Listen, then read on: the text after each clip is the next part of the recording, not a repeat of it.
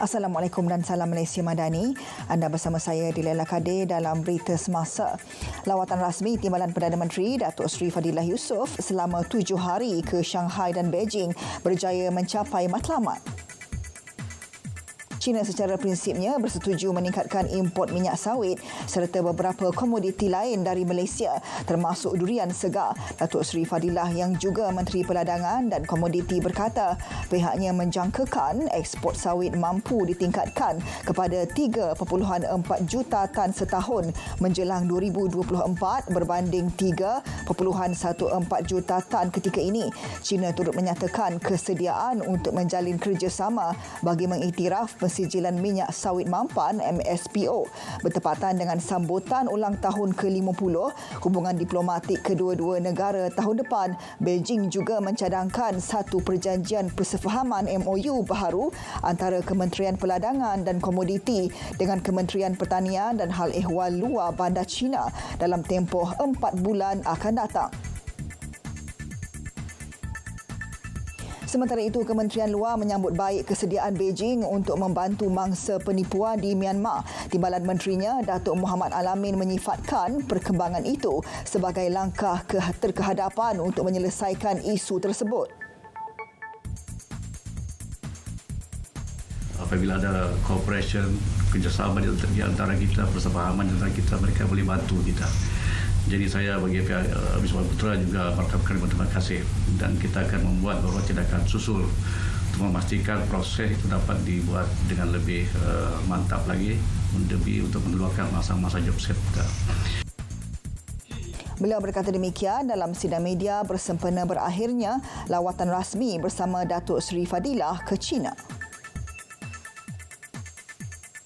Perkembangan banjir di Perak, jumlah penduduk terjejas banjir di negeri itu kekal kepada 83 orang daripada 23 keluarga setakat 10 pagi tadi. Sekretariat Jawatankuasa Pengurusan Bencana Negeri menerusi kenyataan memaklumkan 3 pusat pemindahan sementara PPS masih dibuka melibatkan 2 daerah iaitu daerah Krian dan Kinta. Di daerah Krian, PPS Sekolah Rendah Kebangsaan Cangkat Lobak menempatkan 18 penduduk daripada 3 keluarga. Sementara itu, Sekolah Kebangsaan Alor Pongsu menempatkan 57 penduduk daripada 19 keluarga. Manakala di daerah Kinta, 8 penduduk daripada 1 keluarga ditempatkan di PPS Dewan Orang Ramai MBI Taman Meru 2A Ipoh. Seorang lelaki berusia lingkungan 23 tahun ditangkap dipercayai memiliki dadah kira-kira 809 gram bernilai RM10,837 di Taman Senturi Johor Bahru semalam. Ketua Polis Daerah Johor Bahru Selatan ACP Raup Selamat berkata pihaknya menahan suspek di kawasan berkenaan kira-kira pukul 5 pagi selepas didapati memandu dalam keadaan mencurigakan.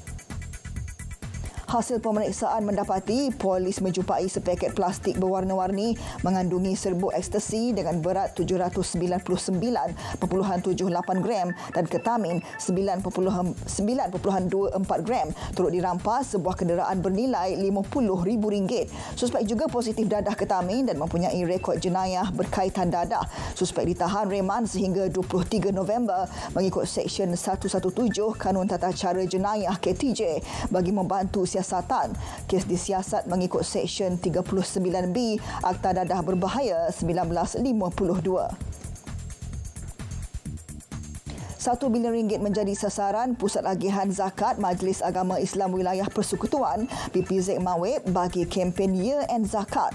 Menurut Ketua Pegawai Eksekutif PPZ Mawib Abdul Hakim Amir Osman, dengan tema Makna Kaya Sebenar, kempen ini sebagai seruan kepada masyarakat untuk menunaikan zakat sebelum 31 Disember tahun ini.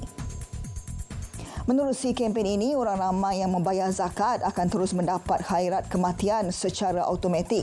Sementara itu, Abdul Hakim berkata, sehingga Oktober tahun ini, sebanyak RM688.7 juta berjaya dikutip dan berharap dapat mencapai sasaran RM1 bilion kutipan zakat menjelang hujung tahun ini.